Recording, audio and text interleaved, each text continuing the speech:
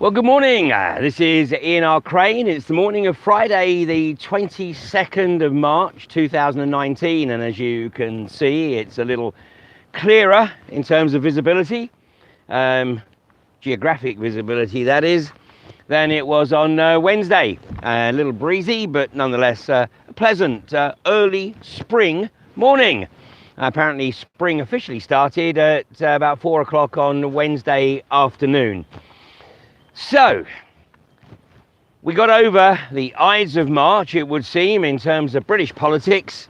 But here we are on the 22nd today, and of course this is a day that has, in many cases, been the day in which false flag events have been perpetrated by those who believe themselves to be the rightful rulers of a planetary fiefdom, wrongly of course. But nonetheless, they have a belief system that is completely different from the philosophy, if you like, of the wider population. And of course, you're not meant to know about it because neither you or I are in their club. And they believe that they can bring about events by using power dates to stage their rituals, which in many cases, of course, involve significant loss of life. Well, it may be that the attack on the New Zealand mosques, which were in Christchurch, of course, what an oxymoron that is, mosques in Christchurch. Anyway, because the address of the Linwood Mosque, which was allegedly the second mosque that was attacked. You couldn't make this up, by the way. The street address of that mosque was 223A. 223A. So that's the 22nd of March, and of course that's the reverse of their 322, which very much relates to Skull and Bones. So, you know, today is a day that one must remain vigilant. Of course, it's 2 years to the day since the incident at Westminster.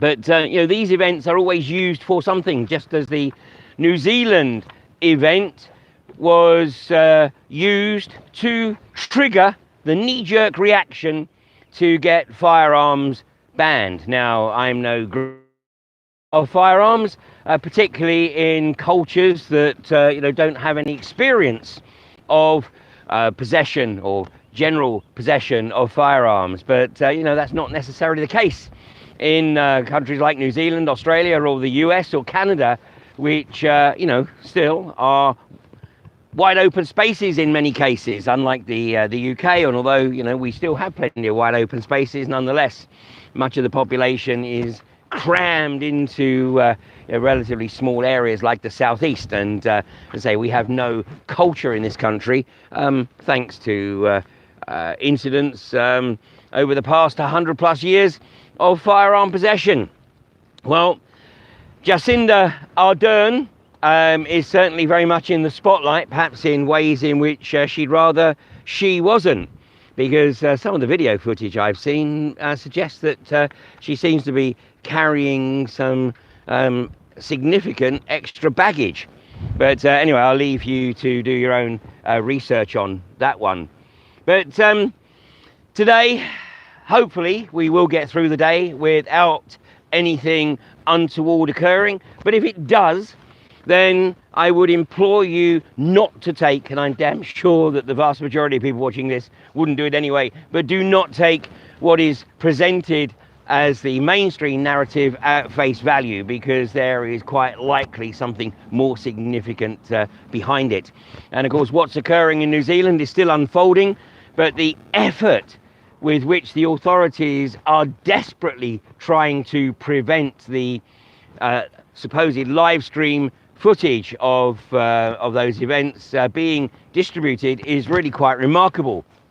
And this morning I read that BREXIT, which is a relatively small video platform, but they are under some pressure from the Australian government, apparently, to remove any video which makes any comment about the New Zealand events of just under a week ago. So you know, we can see how this is going to play out. Obviously, it's a massive psyop, whether it's real or not, but now it's being used as a psyop to not only bring about gun control, particularly in New Zealand, but also to shut down the dissemination of discourse. Now, I'm not suggesting that, you know, it's a smart move to distribute a video, but nonetheless, it's out there. And it would seem that part of the reasons for wanting to restrict the distribution of this video is because certain extracts that I have seen of that video would suggest that the video is not exactly in support of the official narrative. There are certain anomalies which would obviously raise massive questions, and this is what the establishment is definitely trying to make sure doesn't get debated on a wider basis. But you know, good luck with that, because the more you try and conceal it, then the more effort there will be made to take a look at it. So today, let's have a look at what else is going on. Well, the bad news is that it seems unlikely that David Noakes will be released from jail today.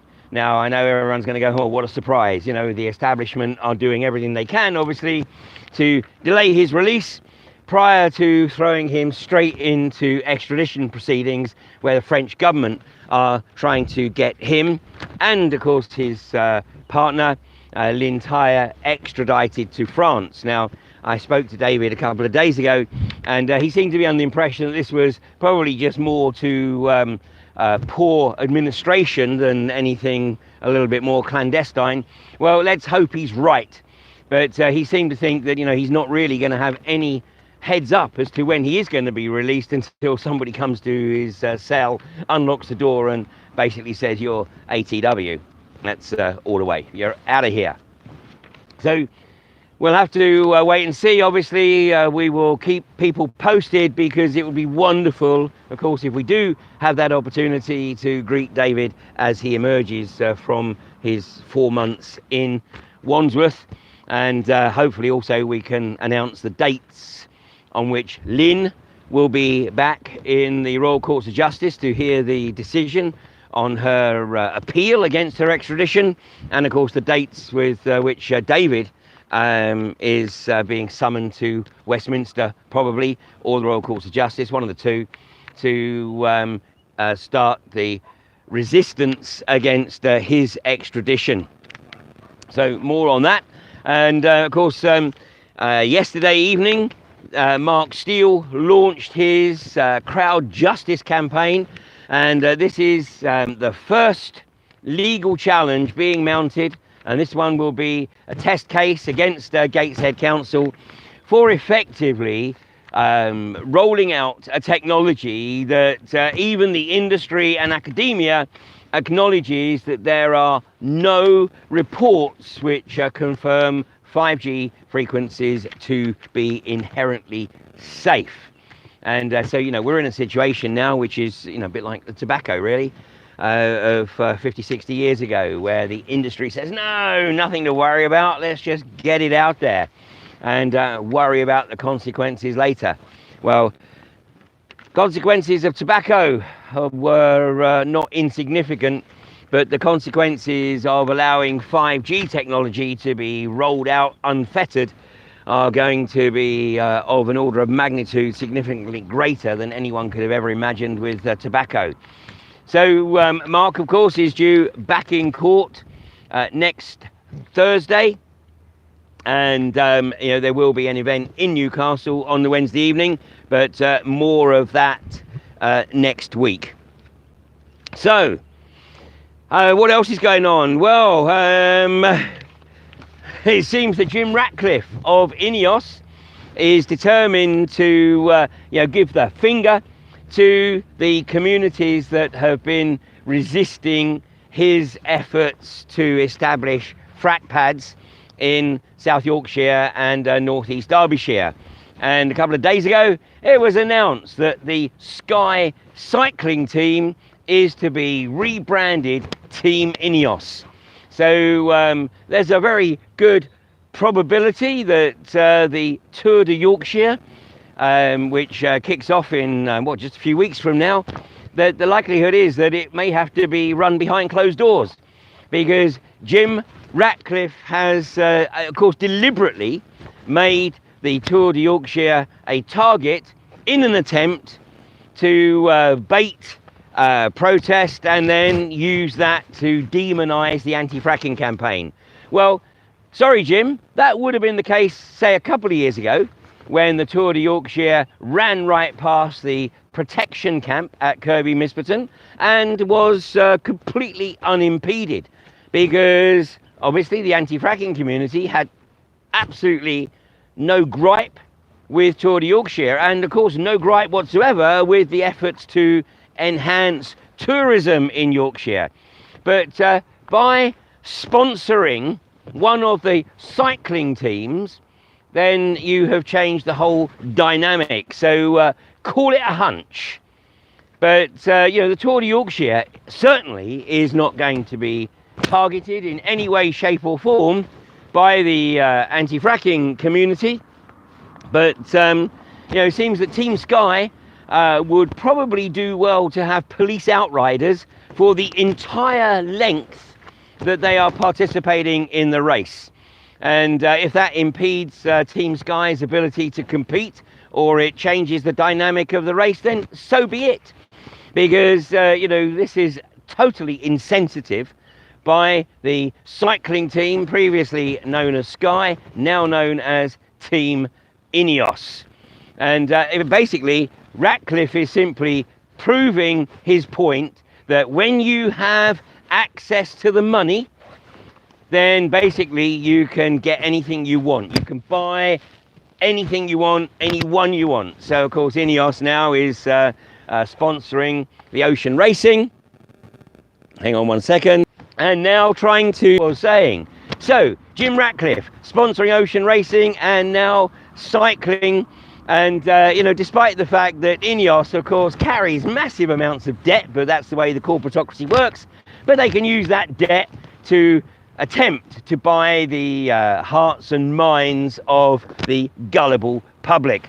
So I'm sure that there's, more to unfold, but what has to be said is thank you, Jim, for providing the opportunity to raise even more awareness about Ineos's role in fracking. And of course, you have quietly toddled off to Monaco so that you are not in any way, shape or form affected directly or indirectly by the abomination that you want to impose on communities in South Yorkshire and North East Derbyshire, and potentially ultimately across over 1 million acres in the north of England. So finally, on to Brexit. So Brexit, well, anyone who had money on the UK leaving on March the 29th, it was a good punt. But it seems that that is not now going to be the case. But whilst I think it's absolutely a given that there will be significant civil unrest from March the 29th until whatever day the country leaves the EU. And somebody's just posted on the YouTube live feed that Brexit is racist. Now that's about as naive as you can possibly get. And this is how vocabulary is weaponized. Anybody who resorts to claiming that Brexit is racist is intellectually challenged and is clearly simply trotting out the media rhetoric in an attempt to try to undermine what's really occurring here. And take a look around. So what's going on in France? Is that racist? In the Netherlands, where the government has effectively just lost control of the country to people who are concerned about the EU agenda to destroy not only the economy but also the culture of Northern European countries. So I would suggest that actually it's more accurate to suggest that remaining is racist, because that is a clear attempt at treachery, at undermining the sovereignty and homogeneity of the UK. And, you know, I have absolutely no issue whatsoever with immigration, provided it is managed effectively. And if you want to see the impact of unfettered immigration, then, you know, just go along to one of the A&E units in areas of dense population. And, you know, what you see is waiting times of 13, 14 hours, which is why the Tories have removed the 4-hour wait target, because it's impossible to achieve. This country does not have the infrastructure to deal with unfettered immigration. And we don't have the employment opportunity to deal with unfettered immigration.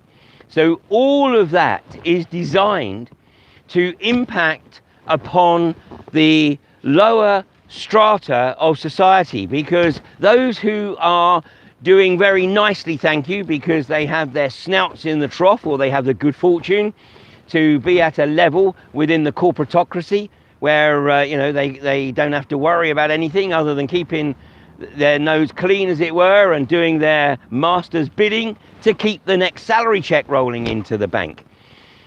It's everyone else. It's those who are struggling to survive on 0 hours contracts, on minimum wage or less than minimum wage, and having to deal with the stress of the DWP constantly seeking to find new and creative ways to sanction people and prevent them from receiving their benefits. So one way or another, we, the collective we, the people of this country, have to get this country back on track. And that means taking care of everyone, not in a socialist way, but getting back to a situation where the business community, the industrial community, actually recognizes that it has a social responsibility. This is true capitalism, not the abomination of rampant corporatism that exists today. So, what do we have? We have two options, apparently. If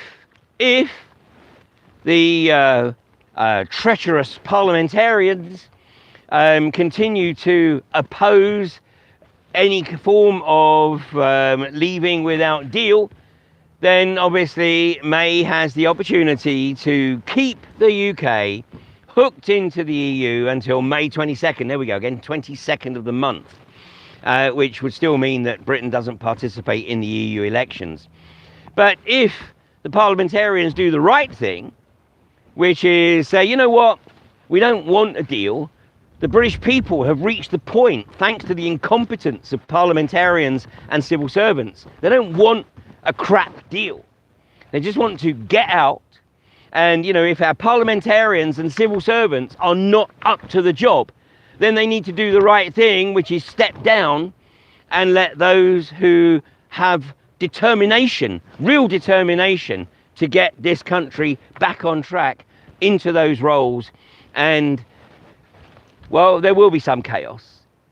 But, you know, maybe that out of that chaos comes not what the establishment believe to be order, but what the people of this country can embrace as an order which takes account of everyone's needs. And at AV10, Mads Palvik, the Danish banker turned politician, will be presenting his solutions for maintaining growth and using that opportunity to eradicate poverty and to create an economy where everyone has the opportunity to live without the stresses that have been created by rampant corporatocracy, thanks to primarily Thatcher, Blair and Cameron and May. And just to put things in perspective, when David Cameron was elected to the office of Prime Minister back in 2010, the debt of the country was reportedly just over £700 million. Now, despite years, nearly 9 years of austerity, the Tory government has managed to increase the debt to nearly £2 trillion. So, who is that owed to? Well, not least private banks.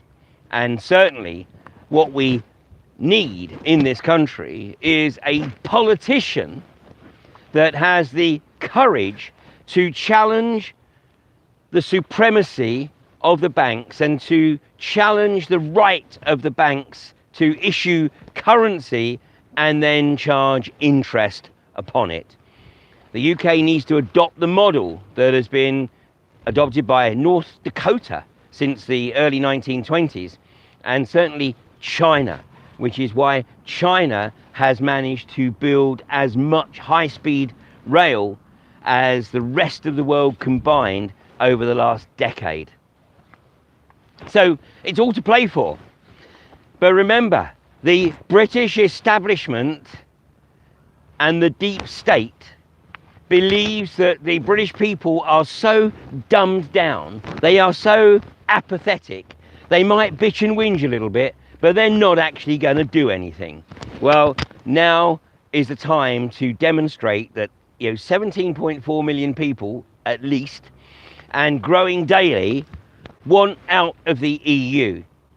The politicians have demonstrated their absolute disdain for the British electorate, but nonetheless, we have an opportunity to get out of the EU, to save ourselves 39 billion euro, 39 billion pounds, that's 45 billion euro, and tell the EU to go swivel, because they have treated the UK with absolute disdain in an attempt to demonstrate to other countries or anyone else thinking of leaving the EU how they will be shat upon by the bureaucrats of Brussels. I think we have an absolutely incredible opportunity here for bringing about change. And by the way, some numpty, some intellectual pygmy has just posted on YouTube that they're going to report this video for hate speech. Well, really? That just goes to show the depths to which we're sinking. That the only way to control a narrative is to claim that you're offended by hate speech. And of course, the definition of hate has become anything I don't agree with. So, have a great weekend. If there is any opportunity to update on the release of David Noakes, then I will do so. Otherwise, make the most of this weekend and maybe just start thinking of how you will react come March the 29th and we're not out of the EU. Because if there is no reaction, then the deep state will look upon that as apathy, and they will do everything they possibly can to keep changing the agenda in an attempt to keep this country in the thrall of the EU. And if we're still in the EU after the Treaty of Lisbon really comes into play, then that's it. Different ball game, because the country will effectively no longer exist. Choice is ours. Well, have a great weekend. I'm going to go for a walk on the moors and catch some fresh air before heading back for some porridge and berries. So have a great day, and I'll see you on Monday.